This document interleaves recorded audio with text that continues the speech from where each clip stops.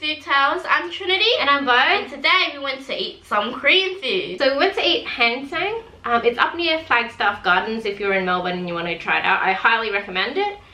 So I bought Trin there because I actually really like the food there.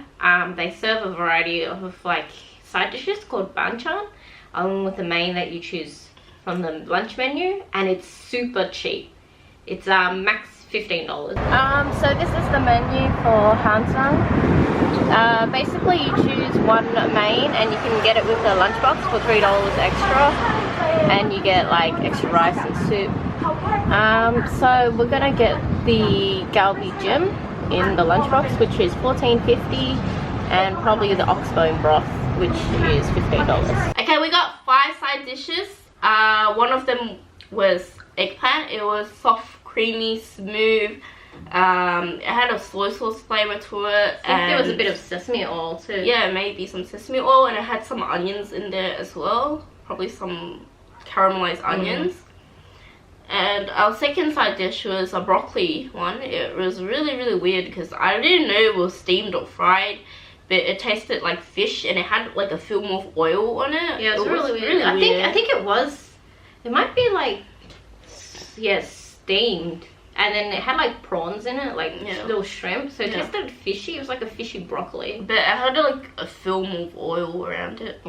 And then our third side dish, which is kimchi. The kimchi is very strong, very homemade, very flavoursome, very delicious and juicy and sour. And our fourth side dish was... It's like rolled eggs, so like tamago kind of. Yeah. Tamago yaki, except... What was it? Like, it had chives in there, I think. Yeah. And that was like really nice and plain as well. Yeah, it wasn't sweet. Yeah. It wasn't sweet. Yeah, that's the thing I noticed. It was like a salty egg, not like the Japanese sweet egg. Yeah. And the last one was like a tofu. Tofu, like a hard tofu with the fried tofu skin, but you can't see it because it's like fried with chili paste and other seasonings, and it's really strong and powerful. When you bite into it, it's like a lot of sauce on the outside. On the inside it's very juicy and bouncy, but the flavor of the sauce balances the flavor of the tofu, so it's not plain at all. Like, you could eat it like it was a meat dish. And the 2 dishes we decided to get was galbi jim, which is like a beef dish, and it's beef ribs basically, and they stewed it in like this really sweet soy, maybe I'm not sure what was in it, but it was a sweet kind of sauce. I think maybe soy and I'm not sure, maybe garlic, and they had like carrots and onions in there too. And our second dish that we decided to get was like this oxbone broth, which was stewed for 48 hours, and it was like this murky watery thing, and it had rice cakes in it, a little bit of like beef mince, some seaweed, and 2 dumplings. And it also had eggs in it. Oh yeah, and like ribboned eggs. So it was just like thinly made. It looked like it was just the yolk because it was yellow, and they just like cut it up thinly. Yeah, Bo said that I wouldn't really like the soup because it was like oxbone or something. She said that people that don't know what oxbone tastes like wouldn't like the soup. But I like the soup because I think our mom makes soup with oxbone all the time. She doesn't make oxbone, she makes it with bones. So she makes it like pork bones, really. But I guess it would have like a kind of similar flavour. It kind of just tastes like bone soup. So if you have bone soup before, it tastes like that, but more plain. Yeah. I think it's more plain because they don't really season it. They literally just boil the bone and then season it afterwards. Yeah. Yeah, the thing about the food is that it really tastes like homemade food. Like, this doesn't taste like restaurant food. It tastes like your mom made it, but like really good homemade food, if that makes sense. So yeah, your boyfriend said that it kind of tastes like food. So my boyfriend's like, he's not Asian, he's Caucasian, and yeah, when he ate it he was like, oh, this tastes so homely, and I'm like, this is not what you eat at home. Like, you know, growing up and shit. And it just tastes homely, even from if you're from a different background. Don't know how that works. Yeah. And after we finished eating, we paid the bill, and they were like packing up to eat because it was around 3:30, and that's when they eat before dinner service. They were a really nice family, and you know, you can just see like 3 moms there. So that's the chef. So the kitchen's actually run by like moms. So that's probably why the food tastes like home, like home cooking. I went to the post office after our meal, and I was just picking up a parcel. This parcel's like Demon overalls or something. And yeah, I'm excited to see what it looks like. See, so it's a really blue color. Oh, that's a nice blue color. And it's like, so this is the color that I didn't really want. I wanted a lighter blue, but it was sold out the lighter blue, so I had to get this blue. So this blue is like in between the three Demon blues. So there's a light wash one, and then there's this one, and then there's a dark navy wash. But I think the dark navy wash doesn't look as good because it looks like black pretty much. So I didn't want to get black color overalls. But yeah, that's what they look like. I don't know, I might try them on later.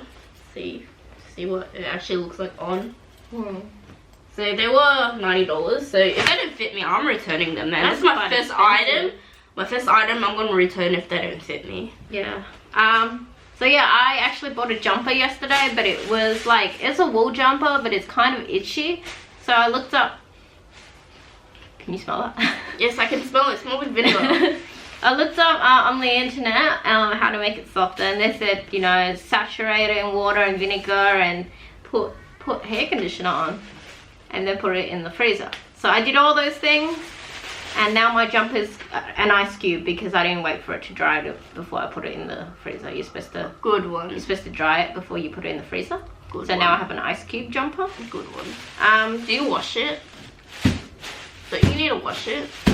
Pardon? Don't you need to wash it? Yeah, but right now it's an ice cube.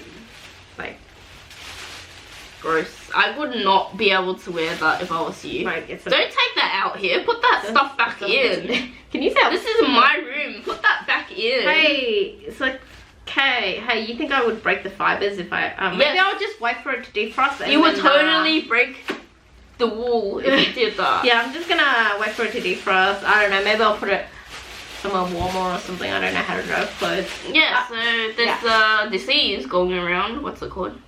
I have no idea what the disease is called, but yeah. So if I don't know if you've seen it on YouTube, but it's a very highly viewed video in Australia. There's a video of a flesh-eating microorganism in Melbourne. Oh my god! It's in the waters, in the beach waters.